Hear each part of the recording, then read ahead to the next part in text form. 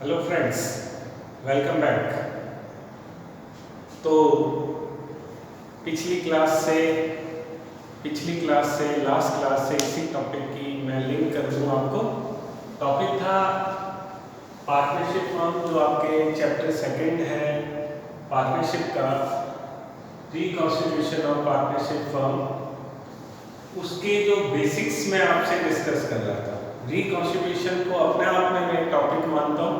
Overall एक topic आपसे discuss करना जरूरी होता है before getting into the chapter of admission, retirement, death. तो सबसे पहले एक बेसिक्स सारे चैप्टर्स को बताना हूँ मैं आपको। टॉपिक मैंने रखा रिकॉन्स्टिट्यूशन का बेसिक पार्ट फर्स्ट हमारा लास्ट क्लास में कंप्लीट हुआ। आज हम उसी टॉपिक को आगे कंटिन्यू कर रहे हैं विद पार्ट सेकंड। तो ये जो ग्राफ आपके सामने प्रोड्यूस किया था मैंने, इसमें हमने केसेस डिसाइड कर रहे थे कि एक फर्म किन किन इवेंट्स की वजह से रिकॉन्स्टिट्यूट होती है पार्टनरशिप फर्म। तो इसमें हमने केस फर्स्ट में एडमिशन देखा था of a new partner. Case second में हमने देखा कि एग्जिस्टिंग पार्टनर XYZ में से मिस्टर Y थे, उन्होंने रिटायरमेंट ले लिया और X और Z ने पुरानी पार्टनरशिप फर्म के एग्रीमेंट के रिप्लेस करते हुए उस एग्रीमेंट को एक नया एग्रीमेंट से पुरानी फर्म को कंटिन्यू किया। कोई नई फर्म नहीं बनाई जा रही है, रिकॉन्स्टिट्यूशन हो रहा है। ठीक है, आज हम थर्ड केस ले रहे हैं इसी पार्ट में। तो केस सेकंड है, केस थर्ड सॉरी, वो सिमिलर टू केस सेकंड है। यहां था XYZ में से किसी पार्टनर ने अपने आप को फर्म से बाहर कर दिया। उसकी अपनी विलिंगनेस थी, उसकी खुद की इच्छा थी। अगर यही चीज या यही प्रॉब्लम उस केस में हो जब किसी पार्टनर की डेथ हो जाए, इवन टॉपिक सेकंड और थर्ड में सिमिलरिटी क्या है? कोई पार्टनर बाहर हो रहा है फर्म से। पहले सेकंड केस में अगर मैं कहूं बाहर क्यों हो रहा है? खुद की विलिंगनेस से।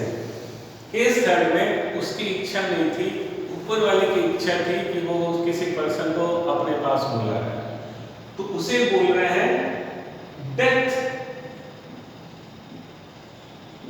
Of existing partner.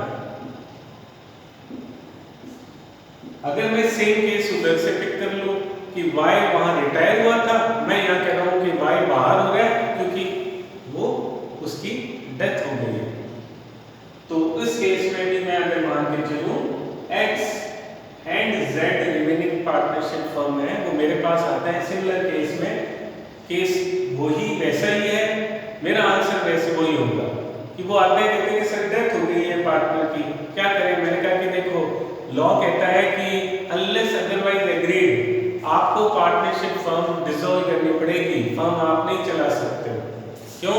क्योंकि पार्टनर की डेथ हो गई।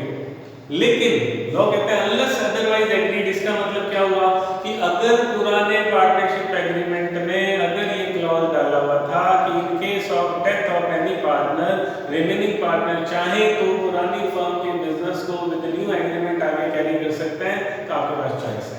तो मैंने इस केस में सेम आंसर इस क्वेश्चन का भी दिया। तो यहां पर भी मैं मान के चल रहा हूं कि दो पार्टनर जो थे X और Z, उन्होंने नए एग्रीमेंट में मुझसे लिखवाया कि वो दोनों फ्यूचर में इक्वल रेशियो डिवाइड करेंगे, आपस में डिस्ट्रीब्यूट करेंगे प्रॉफिट्स का। तो प्रॉफिट शेयरिंग रेशियो इक्वल हो। तो ये केस था थर्ड।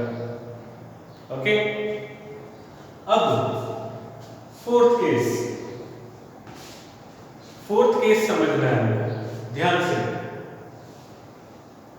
फोर्थ केस में इसको यूं लीजिए कि जब मिस्टर Z मेरे पास आए और उन्होंने बोला, मैंने कहा कि भाई कैसी चल रही है आपकी फर्म? बोले कि सर सब कुछ ठीक चल रहा था, पर पिछले कुछ दिनों से कुछ आपसी मनमुटाव जो पार्टनर्स में कई बार हो जाता है कि वो होने लग रहा है। मैंने कहा कि क्या रीजन क्या लग रहा है आपको? कि सर वो जो पुराना एग्रीमेंट था ना हमारा, वही वजह बन गया। मैंने कहा क्या वजह बना?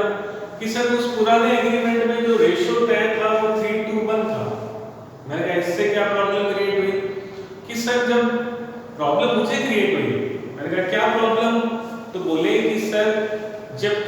कंट्रीब्यूशन अगर हमारा इक्वल है, मान लीजिए है, ओके, हम एज्यूम कर रहे हैं कि उस फर्म में कैपिटल कंट्रीब्यूशन इक्वल है। मैंने कहा फिर क्या प्रॉब्लम है कि सर जब कैपिटल कंट्रीब्यूशन मान लीजिए 5 लाख रुपीस इक्वल है तीनों में और मैं टाइम भी उनसे ज्यादा दे रहा हूं, तो फिर प्रॉफिट शेयरिंग में इतना डिफरेंस क्यों? उस समय तो मान लीजिए मिस्टर एक्स ने ये इंसिस्ट किया था कि वो एक्सपीरियंस होल्डर थे, पर वो तो 2 साल पहले की बात है। आज 2 साल बाद तो मुझे भी उस चीज का उतना ही एक्सपीरियंस है, तो अब हम फ्यूचर में हमेशा के लिए वही रेशियो 3:1 डिसाइड करके चले, ये मंजूर नहीं है। तो ये मनमुटाव हो रहा है। तो मैंने कहा कि यार ये तो बात बहुत गलत डायरेक्शन में जा रही है। तो मैंने अगले दिन तीनों एक्स वाई जेड को बुलाया। मैंने कहा कि मैंने मिस्टर जेड से सारी बातें सुनी, तो आप की फर्म डिस्प्यूट के इस लेवल पे आ गई है कि अगर थोड़ा सा नहीं संभले तो ये फर्म हमेशा के लिए डिसॉल्व हो सकती है। कल को कोई कोर्ट में चला जाए, अगर पार्टनरशिप एक्ट बिल है तब तो कोई पार्टनर जस्ट नोटिस देके फर्म को डिसॉल्व करा सकता है। तो ऐसा इतनी आगे बढ़ी हुई इतनी अच्छी काम कर रही फर्म को इस तरह से बंद कर देना, ये कोई अच्छी बात नहीं है। तो मैंने उनको समझाया, वो मेरी बात माने।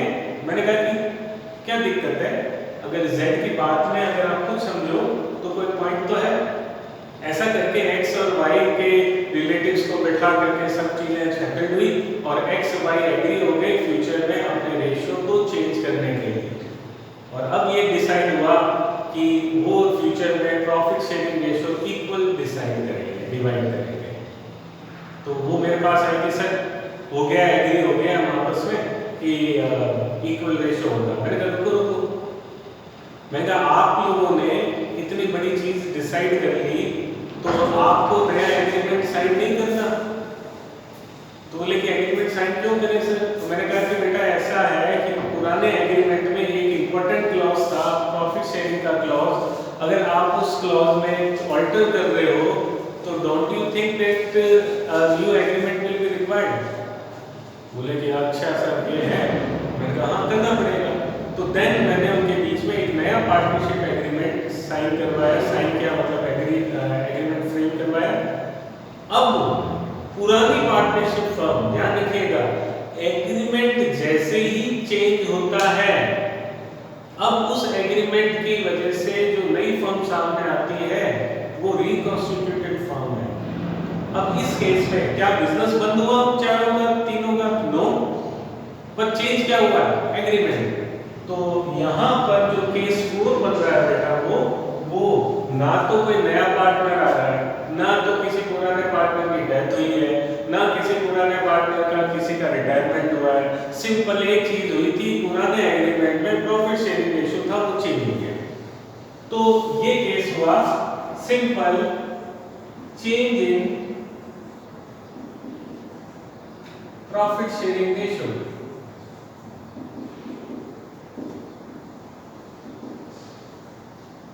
और मैं मान के चल रहा हूं कि एक्स वाई जेड तीनों पार्टनर बने हुए हैं और रेशियो जो मैंने आपको बोला था कि 1 1 और 1 हो गया। तो ये हमारा फोर्थ केस। तो इस केस में भी हुआ क्या? प्रॉफिट शेयरिंग रेशियो चाहिए। फिर देखेंगे। ओके, अब वो जो फोर्थ केस था, मैंने यहां कुछ भी नहीं लिखा। मैंने अब यहां पर लिखा, ये केस आपके सिलेबस के बाहर का केस है, इसलिए मैं इसके ऊपर ज्यादा डिस्कस नहीं करूंगा। मैं जस्ट इसमें इस केस को बता देता हूं क्योंकि एक बार बोर्ड में क्वेश्चन बना कि 4 केसेस के अलावा कोई 5th केस का नाम बताइए जिसकी वजह से पार्टनरशिप रिकॉन्स्टिट्यूट होती है। तो मैंने बोला अमलगमेशन ऑफ फर्म्स। अब अमलगमेशन का मतलब क्या है? For example there are 2 partnership first के अंदर 2 पार्टनर हैं एक्स वाई और पार्टनरशिप सेकंड के अंदर 2 पार्टनर हैं ए बी। दोनों फर्म आपस में कॉम्पिटिटर है। अब दोनों फर्म के पार्टनर्स आपस में बैठे कि यार क्यों कंपटीशन किया जाए, चारों मिलकर के बिजनेस रन करते हैं। तो उन्होंने चारों ने क्या किया, अपने अपने पार्टनरशिप को बंद करके पुराने एग्रीमेंट से बाहर निकल गए और एक नया एग्रीमेंट साइन हुआ चारों के बीच में। पर फर्म के बिजनेसेस कौन से थे, वही पुराने वाले। तो एक नई पार्टनरशिप सामने आई जो एक्स, वाई, ए और बी के बीच में थी। इसे बोलते हैं दो पार्टनरशिप का एक साथ मिल जाना, इसे अमलगमेशन ऑफ। ये आपके बोर्ड 12th क्लास के बोर्ड के अकाउंट्स के सिलेबस का पार्ट नहीं है, इसलिए हमारा जो फोकस आगे की क्लासेस में रहेगा वो हमारे पहले 4 केसेस की तरफ रहेगा। Thank you.